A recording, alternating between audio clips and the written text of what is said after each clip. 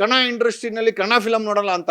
ಅಲ್ಲಪ್ಪ, ನೀವು ಕನ್ನಡ ಇಂಡಸ್ಟ್ರಿನಲ್ಲಿ ಇರುವಂಥ ಪ್ರತಿಭೆಗಳು ನೀವೇ ಅವಕಾಶ ಕೊಡಲ್ಲ ಅಂದರೆ ನೀವು ಮಾಡಿರೋ ಫಿಲಮ್ಗಳನ್ನ ಜನ ಹೆಂಗೆ ನೋಡ್ತಾರೆ ಸರ್? ಎಲ್ಲ ಒಂದು ಕಡೆ ನೋಡಿ, ಹಿಂಗೆ ಬಿಗ್ ಬಾಸನ್ನು ನೋಡ್ತಾರೆ, ಫಿಲಮನ್ನು ಅದೇ ಥರ ನೋಡ್ತಾರೆ ಸರ್. ಯೂನಿಟ್ ಎ ಕ್ರಿಯೇಟಿವಿಟಿ, ಒಂದು ಲೈಫನ್ನು ತರುವಂಥ ವ್ಯಕ್ತಿಗಳು ಫಿಲಮಲ್ಲಿ ಆಗಿರ್ಬೋದು, ಬಿಗ್ ಬಾಸಲ್ಲಿ ಆಗಿರ್ಬೋದು ಬೇಕಾಗಿದೆ. ಜನ ಯಾಕಂದ್ರೆ ಎಂಟರ್ಟೈನ್ಮೆಂಟ್ ಕೇಳ್ತಾರೆ, ಜನ ನಾಟಕ ಕೇಳಲ್ಲ. ನಾಟಕನೇ ಬೇರೆ, ಎಂಟರ್ಟೈನ್ಮೆಂಟೇ ಬೇರೆ. ಸೊ ಹಂಗಾಗಿ somewhere I feel sir, Kannada industry ಆಗಿರ್ಬೋದು ಅಥವಾ ಕನ್ನಡ ಟಿ ವಿ ಇಂಡಸ್ಟ್ರಿ ಆಗಿರ್ಬೋದು, ಬಿಗ್ ಬಾಸ್ ಅವರೇ ಆಗಿರ್ಬೋದು, ಚಾನಲ್ ಆಗಿರ್ಬೋದು, ಬಿಗ್ ಬಾಸ್ ಅವ್ರಿಗೆ ಏನು ಅವಕಾಶನೂ ಕೊಡಲ್ಲ sir.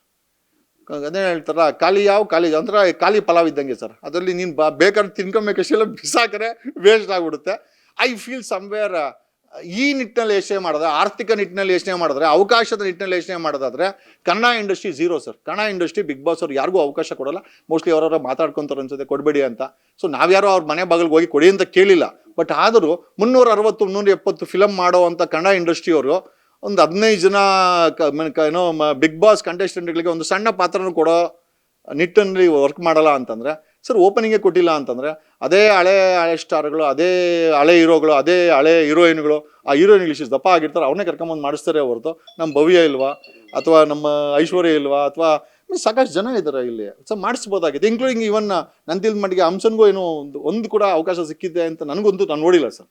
So somewhere I feel ಆ ಅವಕಾಶ ವಂಚಿತರಾಗಿ ಬಿಗ್ ಬಾಸ್ ಕಂಟೆಸ್ಟೆಂಟ್ಗಳು ಜೀವನ ಮಾಡೋದಿದೆಯಲ್ಲ, ಅದಕ್ಕಿಂತ ದೊಡ್ಡ ನರಕ ಇನ್ನೊಂದಿದ್ದಲ್ಲ ಸರ್. ನಮ್ಮ ಜೀನಿ ಸ್ಲಿಮ್ ನ ಯೂಸ್ ಮಾಡಿ 8 ತಿಂಗಳಲ್ಲಿ 55 kg ಸಣ್ಣ ಆಗಿದ್ದಾರೆ. ಜೀನಿ ಸ್ಲಿಮ್ ತಗೊಂಡು ಈಗ ಫಿಟ್ ಆಗಿದ್ದೀನಿ ಅಂತ ಔಟ್ ಸೈಡ್ ತಿನ್ನೋದ್ ಬದಲು ಇದನ್ನ ತಗೊಂಡ್ರೆ ನಾವು ಸಣ್ಣ ಆಗ್ಬೇಕಂತ ಜಿಮ್ಮಿಗೆಲ್ಲ ಹೋಗ್ತೀವಿ, ರಿಸ್ಕ್ ತಗೋತೀವಿ. ಎನರ್ಜಿ ಡ್ರಿಂಕ್ ಆಗಿ ನಾವು ಜೀನಿ ಸ್ಲಿಮ್ ತಗೊಂಡ್ರೆ ಒಳ್ಳೆ ರಿಸಲ್ಟ್ ಬರುತ್ತೆ. ಮತ್ತೆ ಅದರಿಂದ ಯಾವ್ದು ಸೈಡ್ ಎಫೆಕ್ಟ್ ಇಲ್ಲ, ಎಲ್ಲ ಆರ್ಗ್ಯಾನಿಕ್. ಬೇಗ ಸಣ್ಣ ಆಗ್ತೀರಾ, ಫ್ಯಾಟ್ ಲಾಸ್ ಆಗ್ತದೆ, ಮತ್ತೆ ಸ್ಕಿನ್ ಗ್ಲೋ ಕೊಡ್ತದೆ, ಮತ್ತೆ ತುಂಬಾ ಎನರ್ಜಿ ಆಗಿರ್ತೀರಾ.